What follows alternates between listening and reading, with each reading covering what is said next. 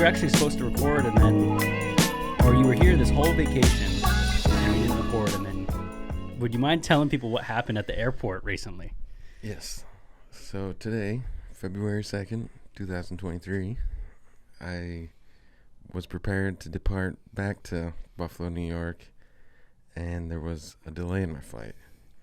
And it just so happened that I would have missed my flight from Chicago to Buffalo.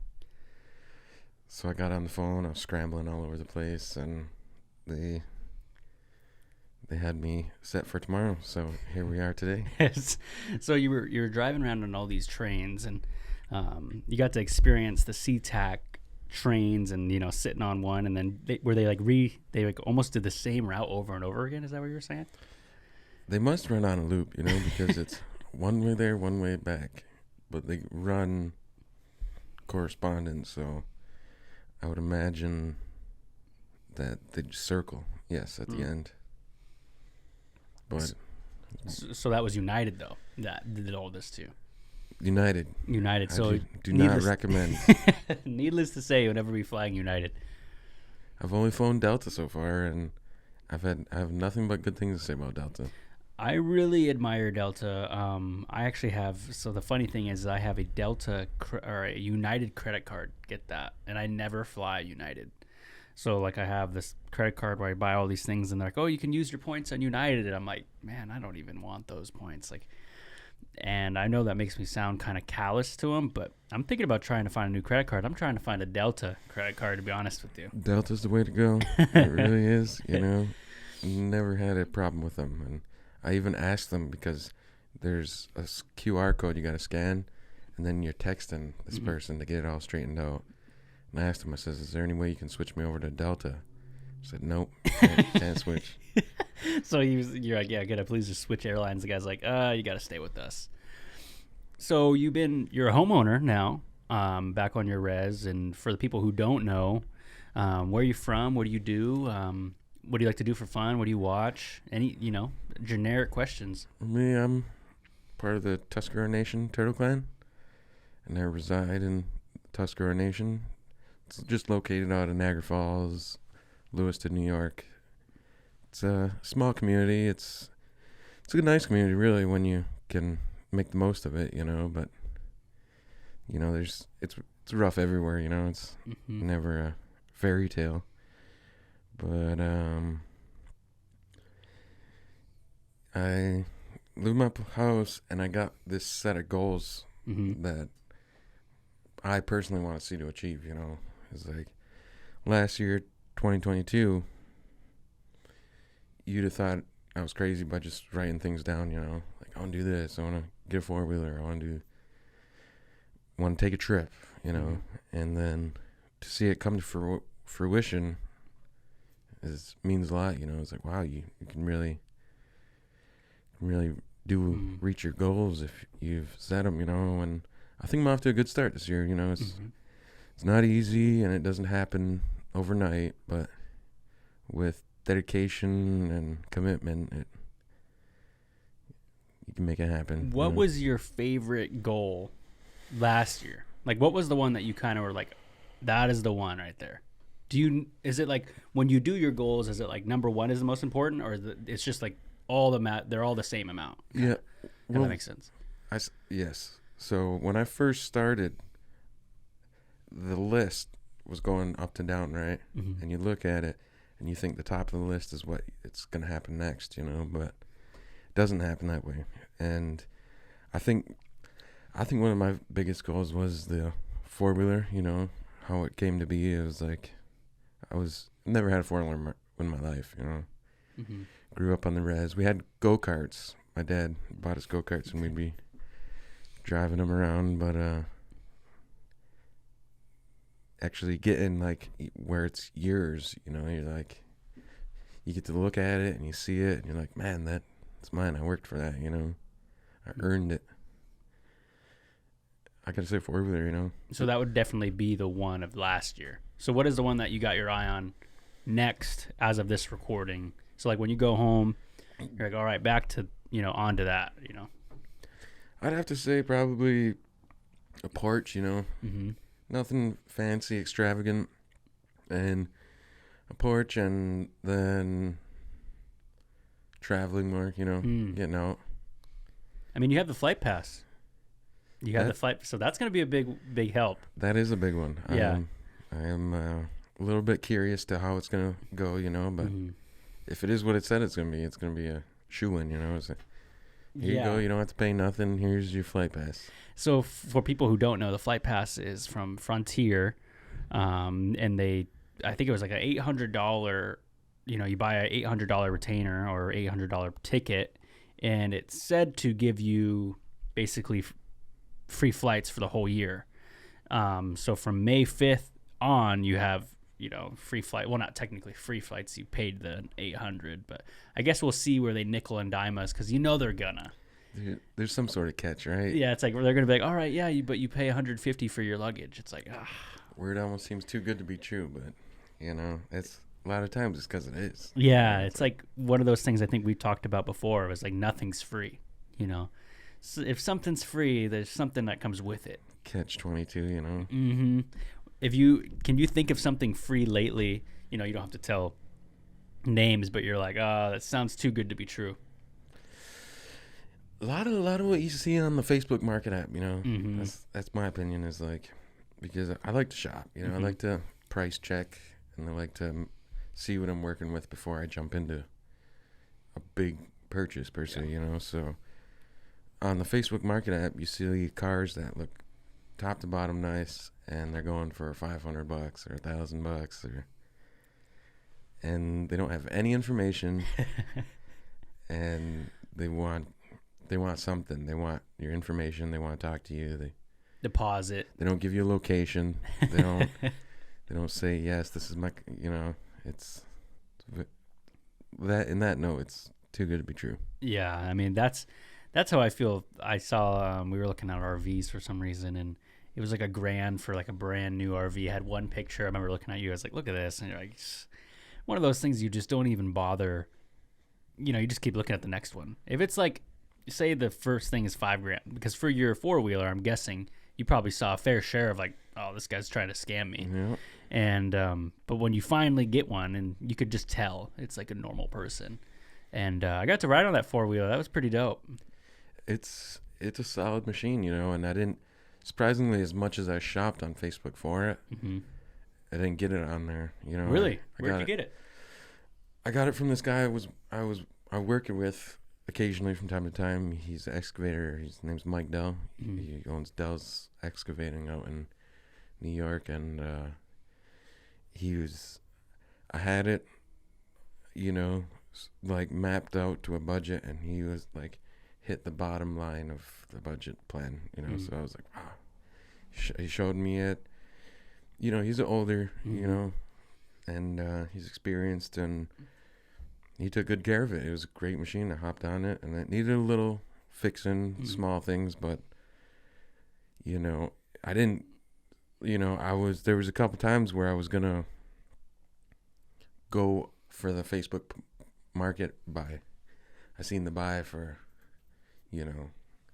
X amount of dollars, and I was like, where you at? I can come see it. I was like, had like the itch, like the crate. I was like, I want to see this now. And that it never worked out until I had but a face-to-face personal. It just happened to be that someone that's getting rid of it, and it was a good deal. So did he, for anyone who's buying like a four-wheeler, did he live close and you were able to just ride it home, or did he have to drop it off to you? Well, that was the original plan. He had said, yeah, just go ahead and take it home. And it worked, and I was going to. I was like, okay, yeah. And it worked out that I didn't, because when he did bring it to the res, we were testing it out. Well, just a little test, and then afterwards he taken off. So, okay, I'm going to take it home now. And I start going home, make it about halfway, and it stalls out. I was like, wow. Oh. I was like, it's a good thing I didn't try to drive it from, however far you were. Yes, I was like, hey, stalled out over here, but... So what happened? You guys just fixed it up, or did he like say $500 less, or? Yeah, my cousin, he's like a jack of all trades. He knows how to fix up machines, and he knows way. But he lived close by, So I called him up and it was okay, can you look at it? He said, yeah, sure. And we hang out, we're close. Yeah. And so it's more like a hangout, whereas we're checking it out. And he gave me here it was like a gas line or something that was plugged. Oh, so something easy. It wasn't getting gas, yeah. So it basically had to get the tube from the exhaust to power it. That's essentially kind of what it was. Yeah, it's like a trickle, like a bead. Mm-hmm. And then when it's gummed up or whatever, it's no longer getting that gas that it needs, and you just get to a certain point, and then it's nothing. Yeah, man. I had a go-kart back when, like this like little Indy car my grandpa got us, and it was really cool go-kart, and we outgrew it, and I think it's just sitting in the back of my Uncle Leroy still, and it's a very adrenaline rush type thing having a go-kart. And I remember when I was a kid, it was just it was eye-opening. And like even again, like that same feeling happened when we were on yours, back at your place. And it was nighttime too. We were just like, oh yeah, give it a ride. And we just went down the road, and you can, dang, that thing goes to 40 miles, 60 miles quick. And I remember you're like, you got to turn it really hard. But it's a really good one. Like, do you end up riding that to work? Because I know you've been telling me you've been really busy with work lately back on your res. And do you ever just take that for a spin out there, or ride the car mostly? Yeah, I do. I've taken it to work a couple times. Mm-hmm. But I mean, more or less, like I've taken it like stopping by as I'm not working. Like when I'm not working, I'll stop by on the 4-wheeler. So, because if I'm in the car working, you gotta go somewhere. You just jump in and go. But oh, that's a good point. Like you go to work, you're like, oh, they're like, hey, we're up to town. You're like, oh, damn, I gotta go back home and then get in the car. Yeah. Oh goodness. So what are you doing for work, if you don't mind sharing with everyone? Well, right now, being that it's wintertime, there's a lot of snow removal. Buffalo, New York has got hammered. Yeah, that is true. And everything was shut down. There was road shutdowns for a week. It was don't go outside. I was outside the one night, and I went to go get windshield wipers in the truck, because they're wiping and you got to be able to see. But I drove around for probably like an hour in the local area, and damn. For one, nothing was open, and then two, you couldn't hardly see 10 yards, 15 yards in front of you. So I just kept it cool, 15 miles an hour, Roads are bad, you just stand straight, When you see cars or lights, that helps with the visual, but otherwise, no, you don't. You're driving blind out there. Dang. It's crazy. So you basically went for windshield wipers, and you were like, anything else? Were you getting food? Anything else kind of? You're like, no, just wipers. Yeah. Basically, we're just wipers. Yeah. At the time, and then that was the first wave, and then when you got the second wave, then you were like, okay, let me go get other things. Let me stock up on my food or drinks or Dang. That's, I mean, we've never really gotten snowed. We've never gotten snowed in the way you guys have gotten snowed in Buffalo. I remember we were actually prevented from going to see you guys like a week early because the airport was shut down. I've never seen or heard of that before, and it was shut down for like 3 days, and we were able to get in. And I've shared the story on here, so I won't bore anyone. But so when you were working snow removal, you were like helping people like with their snow almost kind of pretty like much, elders. Because a lot of times the elders they don't want to ask people, or they don't necessarily have people that check on them. They're there for them when they need them. Like when it's an absolute emergency. But on a daily basis, like that's when we at least pop in and get the salt out, throw some salt and shovel. But with just a little bit of help, it goes a long way for them guys. They don't. I'm sure, yeah. I'm sure they really appreciate it, and to the point where they're probably telling everyone, "Oh yeah, Tosh." They probably just love throwing that name around, even to their own families, to the point where they're like, "Yeah, Tosh was nearby," and all the, they're probably like, "Ah, dang, Tosh beat me to it. Tosh, the guys beat me to it." Oh my goodness, I remember when we first met. I remember we were talking. I was like, "You got to get on the pod." A while ago now, and because I'm a huge. Actually, we met when Marvel was in an early stage. And I was always wondering, like, what got you into it? Was it the comic books? Has it been the movies that helped maintain it? Where did that really start? I gotta say, my first comic book was when I was probably like 10 or 12. And It was Marvel Zombies. Mm-hmm. Okay. And this was before, they had like the original Hulk or Iron Man or stuff like that. But there you go. My bad. And so they had like old ones that weren't so continuity wise, but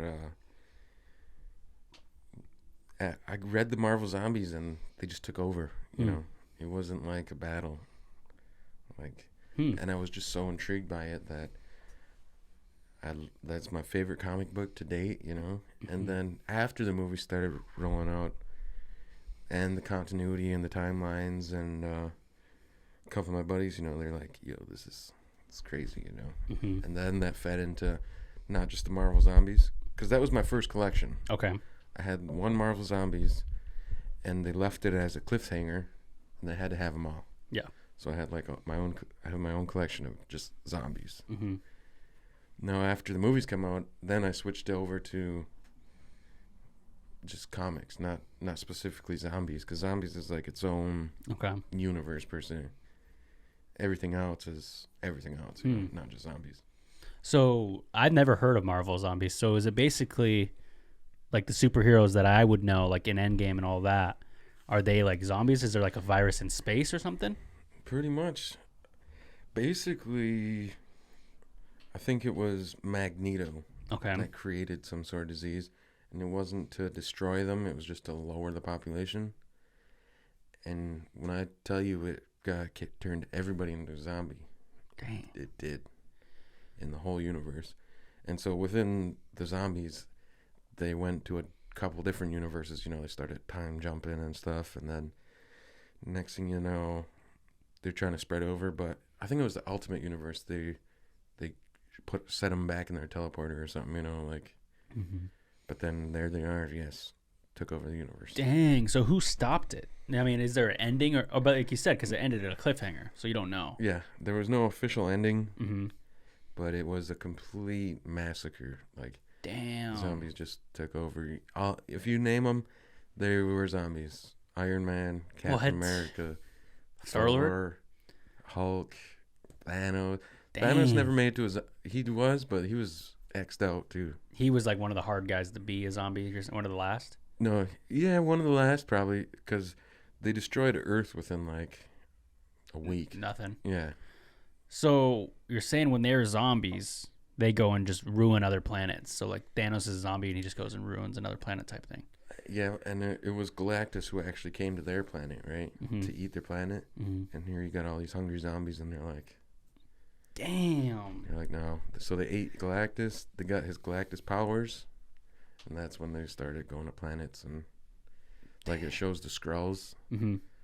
And they completely wiped the Skrulls out, just... If they don't eat them to pieces, then they turn them into a zombie, the heroes, then... There's a couple, like... Pretty sure Black Panther made it. Mm-hmm. And it started, like, in, like...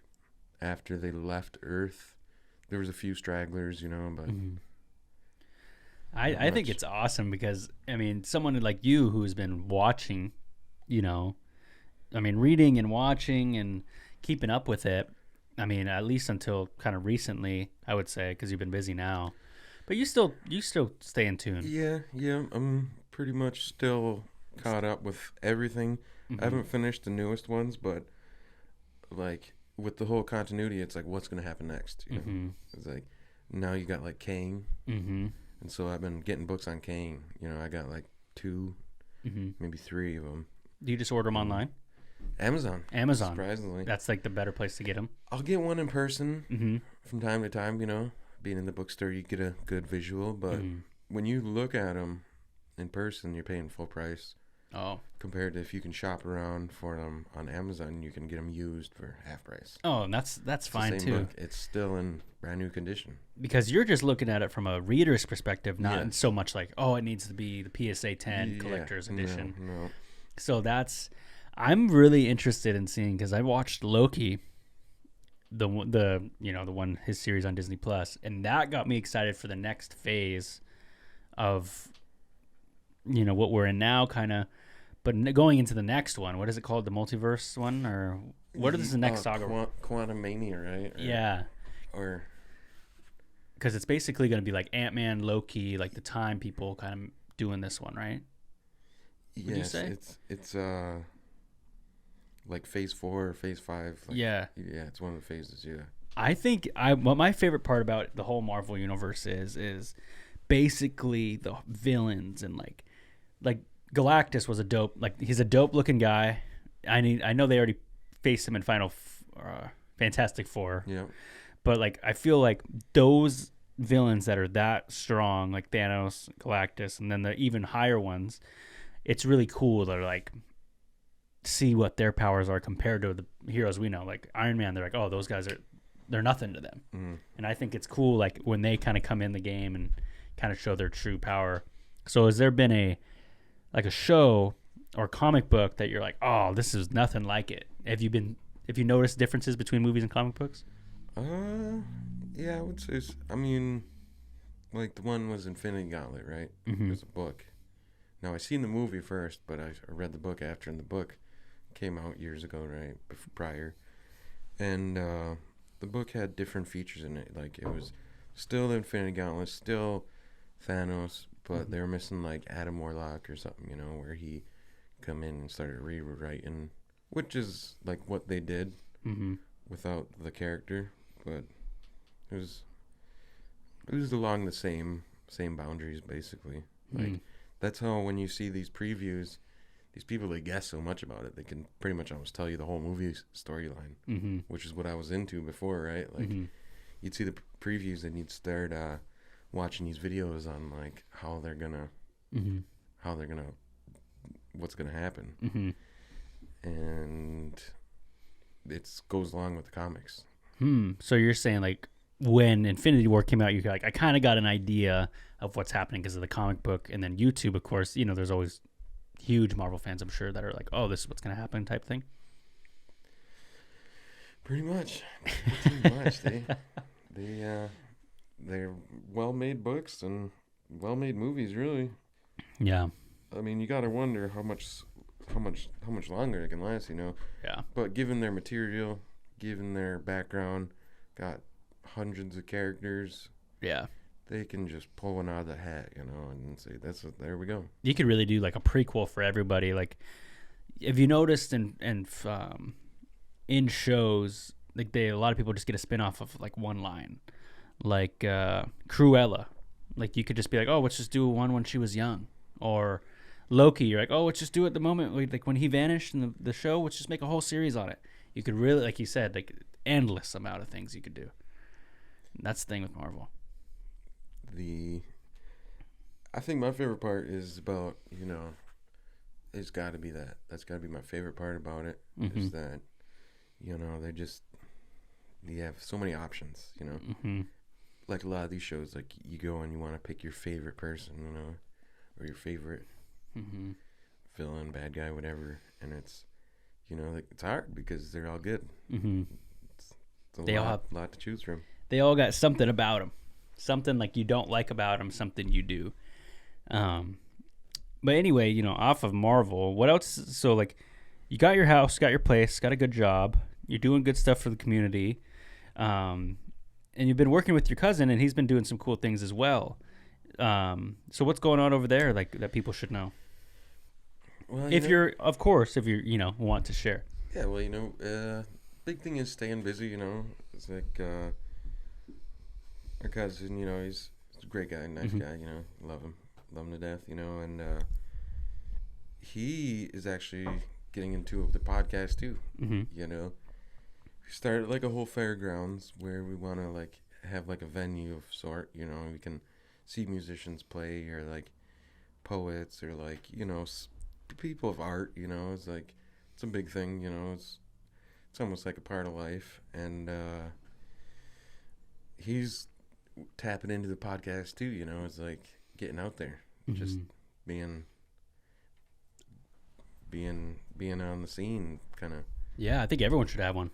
Putting words to paper, you know. Mm-hmm. And if not paper, then you can look back and see it for yourself, you know. That's Yeah, I mean and then you could look back at it and be like, oh shit, like wow, that was a good time, or that was a cool guest that we had, and then it kind of reminds me like, oh, like I'll look back at this, like, oh yeah, when Tosh came and we went skiing, we did all these things, and we got that extra day to record a pod, that's what I'll think about. But it's really cool that your cousin's getting into that, because just to see other people doing podcasts, even because I was like probably the millionth guy to start one. So like, like it's cool to even see other people, because I enjoy it so much. Like if anyone ever starts one too, I always tell them on the pod, I'm like, oh yeah, man, just hit me up. Whatever I know, I'll help you out. I mean, because it took me, I think, so this started about 5 years ago now. But if I would have counted the years that I was like, well, I should do it, like I wish I would have started 8 years ago. So it's like cool when someone actually says, oh yeah, I'm doing it. So you're like, yeah, let's, collab or do something, it's always exciting. My mom, she says that same thing numerous times. She said, if we were growing up and we started a YouTube channel, it'd be all the stuff you'd see right now. It's just, because we were off the wall, you didn't know what you'd expect. You'd be this, that. Like, wow, that's something you see on TV kind of. Now people are getting paid for it, doing crazy stuff. You're like, man, we would have been YouTube billionaires. Yep. Nowadays, you can't pay somebody enough to do that. You're like, no, I'm good. Oh my goodness. Well, we went skiing on Crystal Mountain, and you got to see me fall down the mountain, or the hill we were calling it. And you're like, it's not a hill that you're falling down, or he said something like that. It was funny. You're like, it's a mountain that you're on. So, have you tried snowboarding quite yet? No. Just skiing so far? Yeah, skiing's tough as it is, I mean, especially on a mountain, it's like, you're no longer in the rookie league there, you're stepping it up a notch. And snowboarding, I think, would be good to practice, on an easier, more beginner track, It's like they were calling that beginner's tracks, but Bunny Hill was as big as, Green and New York. New York has good hills. They do. Not as big. Definitely not as big. I mean, I'm sure I'd go to New York and I'd fall on the blue ones, for now. I can't wait. It's cool to start. Jeez, look at me dropping stuff. It's cool to see yourself, anybody, go from starting, because the first time I went skiing, I was falling on a little bunny hill, like half the size on one I was on last time. And now I was like, okay, I can do the bunny hill without falling. And it's like, then the next step, I can do the green one without falling. But I definitely want to try out in New York and see, where I'm at for sure. It sounds fun. Yeah, that's where I learned that, learned my ma, she would take us up there. 5 kids running around, or and she's more or less in the kind of says, go and do it and learn yourself, so we did, and we'd be falling and slipping, and after a while it took us some time, but it's a bigger step when you go on the mountain, is like you can feel it, that you're on solid rock, like more or less, like you can feel there's not much dirt under you, so you want to like really pace yourself, I would say. I was talking to a buddy, actually Jess, who we were window washing with. He's like, yeah, because I was telling him, I was like, yeah, man, I couldn't turn. I could, every time I try to turn, I would just shoot straight down. And he's like, man, I've heard that some ski places you're not allowed to even go straight down because you would be going too fast. You gotta go left to right. I didn't realize that, because like when I was going down and I couldn't, I was trying to pizza and I was like falling or whatever. I was like, damn, dude, like you could really fly down this if you're going straight down. Nonstop. That's like, or the one that you were showing, the one that was up on the left when we first got there, that really steep one. And I was like, dude, if I went straight down that, I'd probably go like 80 miles an hour. Yeah, and that's, that's like going as fast as a car. And yeah, and you wipe out. Yeah, that's not a good wipe out. I was wiping out at 20 miles an hour. I thought it was hard. I took a couple spills, and gets you on your toes, and you're like, whoa. It's like, you got to brush it off, and you're like, Yeah, I mean, I think the funny part, like when I fall, the sounds more so than falling. I was like, oh, oh, oh. I think that's the funny part. Like falling sucks, but it's like, ah. And then I think that's always been the funny thing about falling. And, even in football, like, you get hit or you fall down or whatever. Or like you look around and see if anybody's seen it. Yep. Like, oh, I'm good. And everyone else is like, hey, we've fallen too, man. Like, don't worry about beating yourself up about that. Yeah, because that's a big factor too. Is like seeing it and then just like getting the wrong taste of it or the wrong hit, and then you're like, no, I don't want to do that no more. Mm-hmm. Because that happens a lot where it's usually like starters, and I was even, at a younger, I was like, man, but they're like, no, get back up and do it again, and I worked out to the benefit because I didn't never quit on it. I kept going. Yeah, that was a big thing when I was falling too. I was like, man, fuck this. I'm about to just sit down the rest of the time. I was like, yeah, I could do that, or I could just, we're here till 8. Might as well just go till 8. It's already 6. And I just shredded the bunny hill, made myself feel better. It's like kind of like, I don't know if you've ever done this. This is something I've done. When your team loses against a team on like in real life, and then you go play Madden, you just beat that team over and over again to make yourself. So like that's how I was feeling. I was like, well, I'm just gonna go tear up the bunny hill then I'll feel good about myself. So that's what I did. I was into it, and then what I started doing with the games is I started making my own teams with like the res team. You'd make all your buddies on one team, and stack their stats way up to 99. And you go play in any team you want, then you're like, there you go. You're like, see, we would have took these guys. I've done that too. Like on basketball, I would make the whole team. Like, you're right. Like all your buddies, you'd be like, oh yeah, you'd be like, he's not a 99. He's like a 95. That was my favorite part about it. You just rig it. Yep. And then you're like, when it comes to making you're like, oh yeah, definitely 99. Like all your friends. 6'9". Yeah. I'm like 6'9", 280 easily. I'm all like 5'8", if that, on a good day. So yeah, unfortunately, the NFL season has come to a close, and that is something I'm pretty bummed out about. Buffalo is out, Ravens are out, Seahawks out.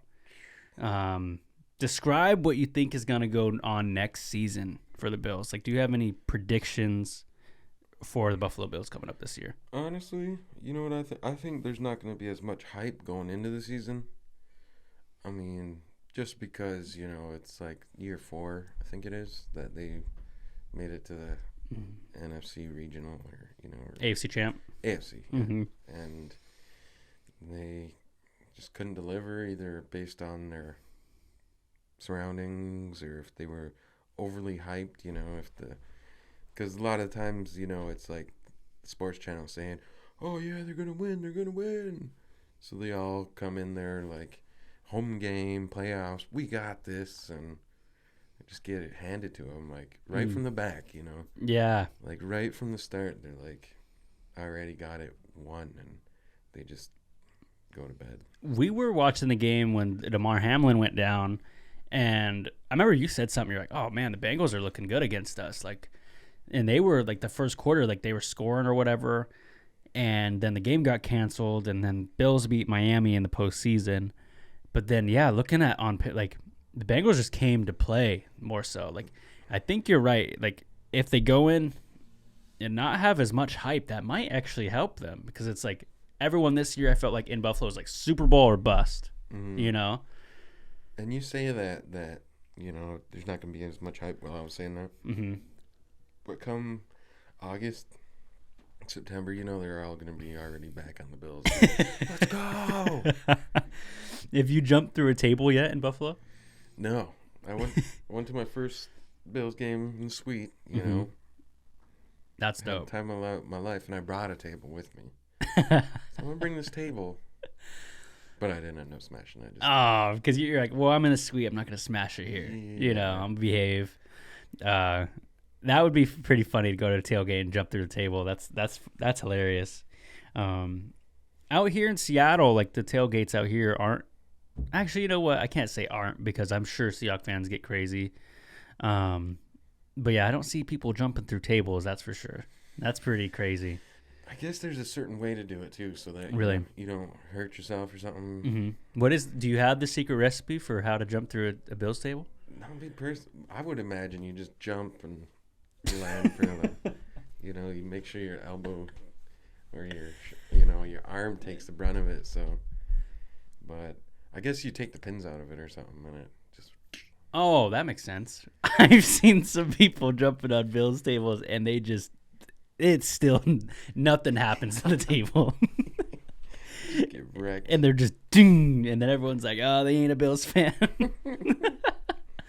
Oh man, that's funny. Well, as we get to the last part of this, I just wanted to ask, if there's anything that I left out that you want to talk about in closing, anything I forgot, anything you do want to bring up. I mean, I would say just, if I were to like tell somebody something, I'd say keep going, keep going, keep doing what you're doing.